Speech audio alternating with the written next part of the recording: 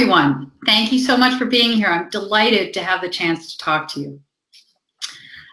What we're going to talk about today is money and confidence. There's lots of information out there sort of telling you what you should be doing with money, but until you're in the state of mind to believe that you can make those changes and there's a reason, it can be hard to get going. A woman I know calls this making friends with money, but I also like to think it's about just taking charge. So we're going to be doing some exercises here, nothing painful, nothing involving perspiration, but you may want a pen and paper. It'll just help you keep track of some of the things we talk about, and you can jot down any insights you have. So take a second, get yourself set, and I'm hoping to cover a lot of ground today. So I'm going to shut off the camera, and I'm going to let you all focus on the slides, and we can just jump in. Okay, so we're going to talk about why the stories we tell ourselves can keep us from success. There. In this case, it's about money, but you may find that this applies to other parts of your life as well. We're also going to talk about how to rewrite your money story so that instead of diminishing you, it gives you power and confidence and a reason to move forward. And then we'll talk about some money moves that can launch your journey toward financial well-being. Notice I didn't say extreme wealth. I think what most of us are really after at the end of the day is a sense that we can take care of our immediate expenses, plan for the future, and give ourselves the things, the extras that give us pleasure. And at the end of the day, that's well-being. That's a feeling of enough. And I do believe that making these moves will help you start on your way toward that state. So I called this Rewrite Your Money Story, Change Your Life for a reason. It's because stories are really, really powerful things. For one thing, they're a way to make sense of the world around us. Long ago, when people didn't understand why there were eclipses, they made up stories to explain why the sky suddenly got dark. Stories can also inspire us. I don't know about you, but I've been listening to all this coverage of what was going on 50 years ago today in the 60s. And I'm reminded of Dr. King's I Have a Dream speech, which of course energized millions of people to press for social change. And he did it by painting a word picture of a beautiful, diverse world. Now, I'm nowhere near as eloquent as Dr. King, but all of us tell stories, including to ourselves. And sometimes they're empowering. But particularly when it comes to money, women tend to tell themselves what coaches call stories that are limiting, okay? Sometimes these stories have absolute words in them, like, I never, I always, it's impossible for me to, or I can't. And I hear a lot of money stories in my practice. So I'm just going to share a couple with you. Here's one. I have no idea how to invest and no idea how to get an idea how to invest. I'm overwhelmed by my finances. And of course, the subtext is it will always be that way. Or I can't seem to control my spending. Some people show up and say, I'll never be able to retire, or I always fight with my partner about money. Okay, but do you hear those absolute words? Can't, always, never, always, impossible. That's like a roof over us, keeping us down and sort of implicitly telling us this will never change. The thing is that there are exceptions to those. Excuse me, hold on one second and see if you can write down your own money story, okay? So if you have a story that's maybe one of those ones that I mentioned that I've heard in my practice, maybe you have another one that's just, that's something else. Take a second and think about what your money story might be. What are some words that maybe these will help you call it to mind, like retirement, college loans, investing, cash flow, saving. Take a few seconds and see what surfaces for you in the way of a story.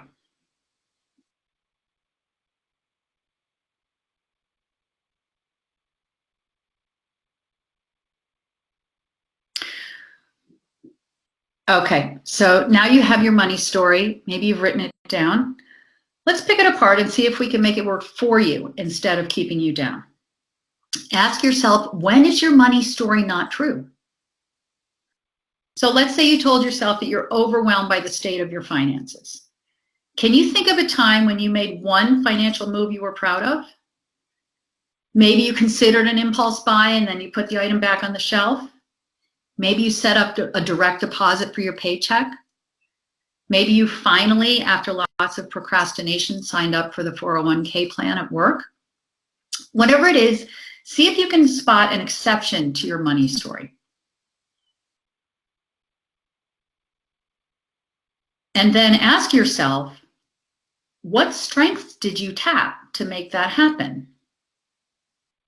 So if it was that you finally signed up for the 401k, what were you thinking about when you did that? What prompted you to finally make that move and do it? Were you thinking about, I want my retirement to look like Aunt Lisa's? Were you thinking, I told myself I would get this done this month and it's the 30th and I'm doing it? Whatever it was, right? See what quality you were tapping to make that happen. And then finally, noticing that quality and realizing that it helped you in the past. Think if there's a way that you could revise your money story so that instead of it being a limiting, sort of hope-crushing story, it becomes a message of potential and hope and empowerment. So just take a few minutes and think about that.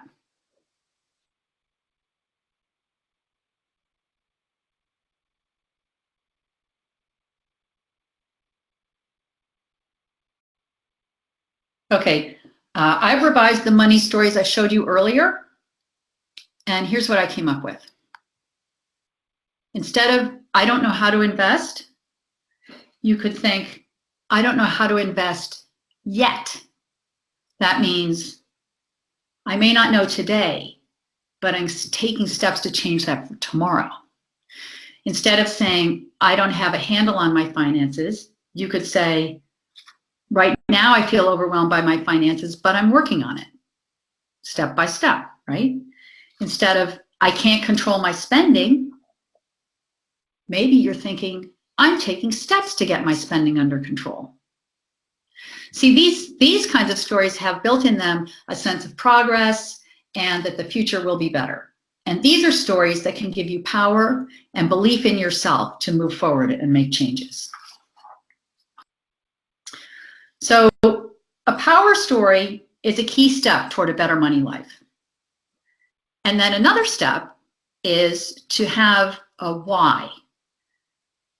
I mean, as in, what is the point of all this building of healthy financial habits? If you have a dream for your future and you keep it top of mind, then you have a reason to make changes.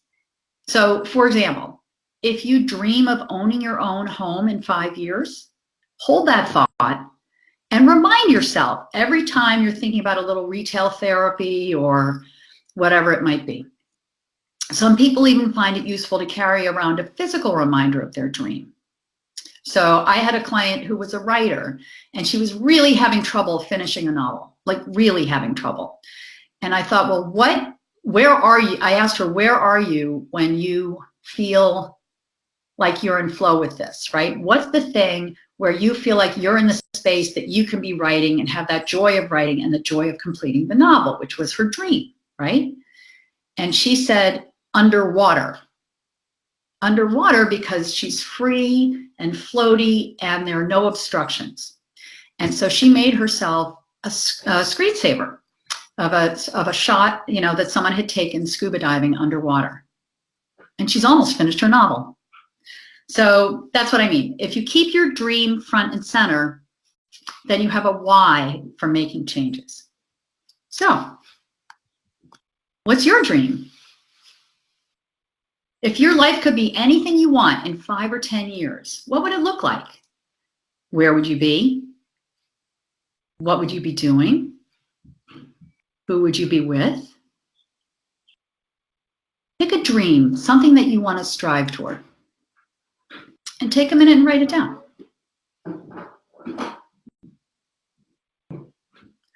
So just a quick recap. What we've done so far may not seem like it has much to do with money, but research shows that it's really hard for us to change our behavior in any area if we're not in the right state of mind. So if we don't believe that we can change, if we don't see the changes as having any point, then we have every reason to stick to the status quo. It's easier. But if we have an empowering story, then we're giving ourselves the gift of energy and hope and potential. And if you remind yourself of your dream, you have a reason to change. With all that, you have a reason and a personal motivation, not the feeling that you should do something, but a reason that you're doing it for you. And that's a personal motivation to build new financial habits. Speaking of which, I did promise you money moves to start you towards your ideal future. These are just some simple things that you can do that will help you start creating a happier, healthier financial life for yourself and a feeling of financial well-being. So let's go. You'll notice that I have Dorothy's ruby slippers here from the Wizard of Oz, or a picture of them. They're here for a reason, and I'll explain it later. So back to the money moves. Number 1, plan in advance, not in the moment, okay? Most of us, I'm sure, have had that feeling at the end of the month when we look at our bank account and say, what just happened? But if you plan in advance and you're intentional about spending, that will happen a lot less often, okay? If you decide on Sunday how much you're going to spend on lunch on Tuesday, or if you're even buying lunch instead of brown bagging, you're more likely to go into Tuesday knowing what, you know, with a conscious choice that was made in a moment of calm and thoughtfulness, right? It's also here, it's a way of remembering your why. It helps to remember your why, right? So if you're dreaming of a Paris vacation when you retire in 5 years, then that's a why to maybe, you know, have dinner with friends at home instead of going to happy hour, right? It's a way of honoring your dreams, because you're sort of saying in a moment of, you know, when without distractions, you're making your plan for how you're going to spend and save and all the things you're going to do, then you're making that plan in a moment where you can call on your reasons why you're doing it and also the strength that you bring to the process. All right. And then you also, let me just say, you take away some stress. So if you have a plan for saving and spending, you're a lot less likely to have that end of the month feeling of what just happened, okay? And in the same vein, number 2, give yourself a financial cushion. Women are less likely to have enough emergency savings. This is, of course, partly because of the pay gap that just doesn't seem to change. But for whatever reason, we do tend to have less put away for the, proverbial rainy day. That can create, obviously, a precariousness in our lives. It also actually affects our physical well-being. Financial stress, like that sense that you're living on the edge, is a key influencer of women's well-being, according to a new big survey. It's sort of like if you sleep better on a good pillow, you'll rest easier knowing that you have that cushion of savings, okay? It also keeps here's a story of a client who lived in significant financial stress, and it was to a certain extent self-inflicted because she could have had emergency savings, but she just wasn't doing it. She used to go to the ATM when she wanted cash, and she would stand in front of it and say a little prayer, because she really never knew what was going to come out or if there would be anything there. Can you imagine the stress that she felt? There's no reason, if you can take a step to keep that at bay and just start building yourself a little cushion. So if you get a flat tire, or suddenly somebody needs an expensive medication, or whatever it is, it's not going to upset the whole apple cart. You're giving yourself peace of mind, and that is a gift to yourself. Another one, automate your saving. This is kind of a cousin of plan, don't react, but the idea is that human nature says that we don't like to instigate change. Unless a situation is really uncomfortable, we're more likely to settle for the status quo than try and change something. So if you can make a decision once about you're going to transfer X from your paycheck into a savings account, then every time you get paid, that happens automatically, and you don't have to make that decision every time. In fact, the no decision, if you make no decision, it'll happen. So that way you are harnessing human nature, which is this element of inertia, that we are willing to just go with the status quo, okay? You can even, and I'm sorry, this picture got cropped incorrectly. That little girl has a bucket, and that's why I chose her. The idea is that you can also create saving buckets. So you can just take $100 from your paycheck every week and automatically transfer it into a savings account, or you can set up several different accounts. One could be for that Paris trip. One could be for that down payment on the house. One could be for textbooks for college next year. Whatever it is, you can create buckets so that you're automatically, and then automatically fill them so that if you look in 6 months or something, you will have really made some changes there and really accumulated some savings. Number 4, or actually this is a corollary to this. This is about saving early, okay? Automate it and then do it early if at all possible, because the earlier you start saving, the longer your money has to grow, okay? If you put your money away early, then you'll have investment gains that much sooner. And then what happens is you start earning money on the gains, not just on the initial money that you put in. And that means you need to save less on a monthly basis if you start earlier. So this chart shows how much you would need to save to get to $1 million in retirement, assuming you were earning 6% on your money every year, which is a reasonable assumption, okay? So you can see that if you started saving, you know, as a teenager, of course it would be super easy, right? But realistically, okay, let's say you started saving at age 30. If you saved $700 a month, then, and your money earns 6%, you'll get to $1 million by age 65. But if you wait and start at 40, you'd have to save more than double that. You'd have to save over $1,400 a month. That's a lot. So the earlier you can start saving, the more your money can start working for you. Even if you can't save much, just having that power of your gains, you know, having your gains gain is really, really powerful, okay? And then I have one more money move I want to mention, and that is reward your successes. Change is hard, change is challenging, and if these are money habits that are new to you, it can be, you know, demanding to do these things. It's a real shift in lifestyle. So when you have successes, give yourself a little reward. It doesn't have to be anything expensive, right?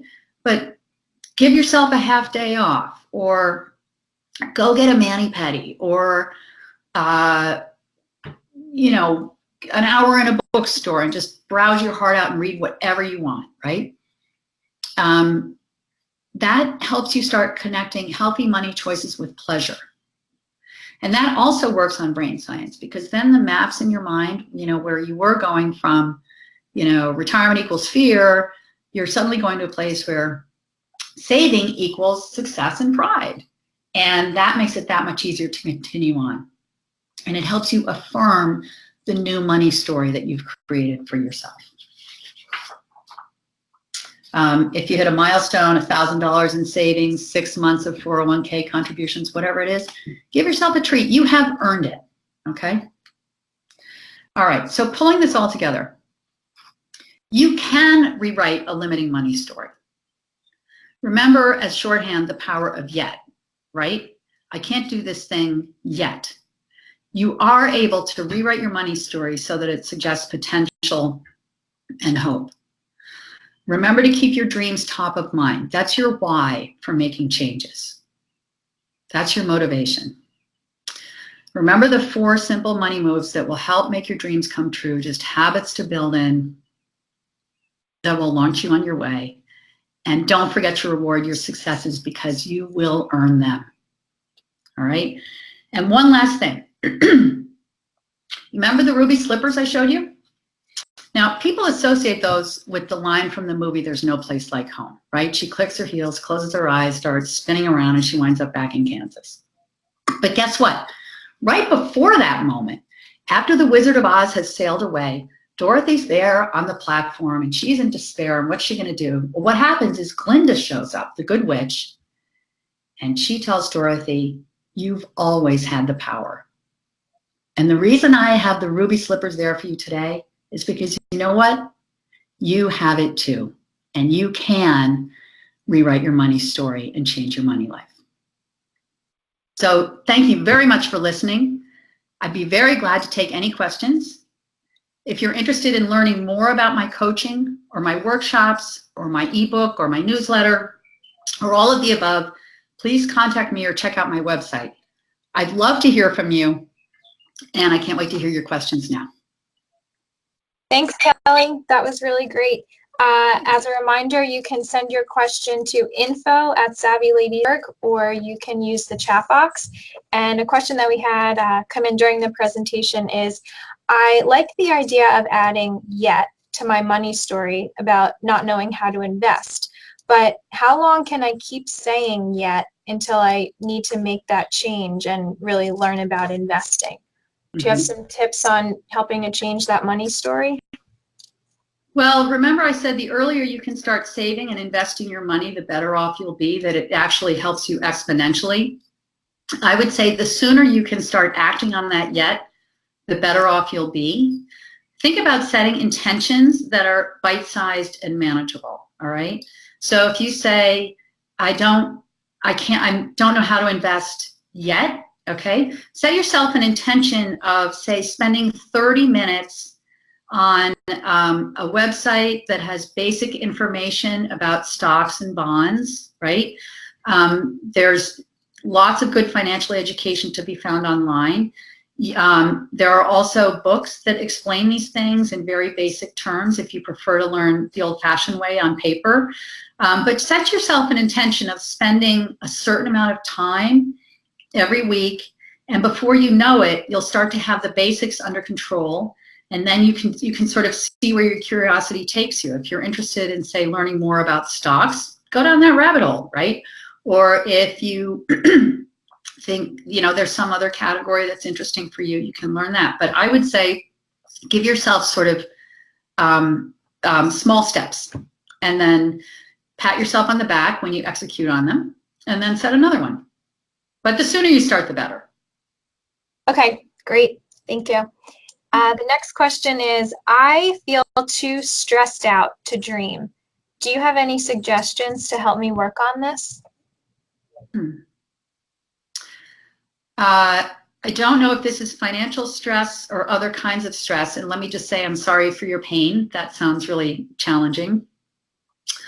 I don't know if you meditate. I do find actually that meditation is a really wonderful way to clear your mind and just let new ideas float in.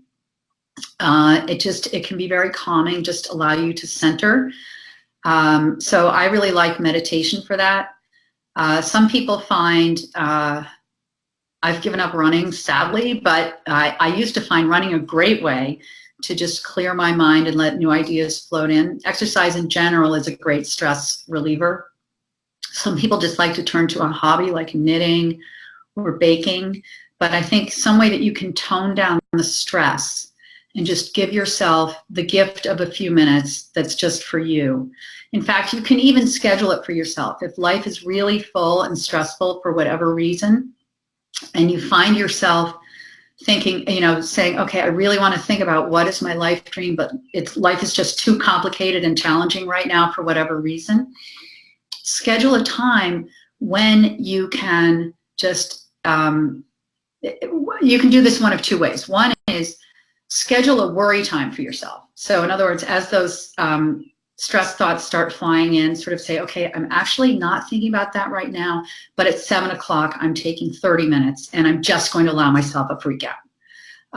And you can try it that way and see if that clears things. The other way is to promise yourself a stress-free time, right? Like life is stressful, but for 30 minutes this morning, I'm going to shut my door, pour myself a cup of tea, and it's just for me. So if you can find a way to just carve out a little bit of time for yourself, that can be another way to really open up your mind. Okay, thanks. Another question is, can you give some examples of how I would reward myself without spending a lot of money on the reward? That's a very personal thing. Okay, so I love reading. So for me, a huge treat would be finding a little wonderful independent bookstore with a reading nook and just curling up with some random book that, with no intention of necessarily finishing it or something, but just savoring the writing and just being cozy and enveloped in good literature. So that would be one for me. Perhaps I would, I also really like hiking, so I might give myself an afternoon off and go for a hike. Rewards are really personal, but if you think of activities that you like to do, maybe you call up an old friend, that you've been too busy to catch up with, and you just give yourselves an hour to just yuck it up on the phone. Go to an afternoon movie. Most movie theaters have bargain matinees, things like that. I find sometimes those minor transgressions, giving yourself an afternoon off from work are kind of a little thrilling, because that says something about what gives me a thrill. But there are various ways to find low cost rewards. Okay. Do you have time for another question or two? Sure. Okay. This question is, what's the easiest way to begin a family budget? To begin a family budget. I suppose that would depend on how old your kids are and what you want to include in the budget. But I would say it's never too early to start. Backing up. If your kids are very small, you're not going to involve them in this process. And if they're older, you might be involving them in sort of budgeting, but on a much smaller scale, say with an allowance or something like that. But to start a family budget, a big thing to think about, two ways to think about this. One is what you have and what you owe. Okay, accountants call that assets and liabilities, right? Add up all that you own, subtract all you owe, and that's your net worth. Okay, that's a snapshot of where you are today. And then step two is think about what your needs are, right? What your housing costs, what your groceries cost, your car payments, your utilities, the necessary things. And then think about what your wants are, right? Those are the things that you'll be able to change more if you're trying to get your spending to a certain number.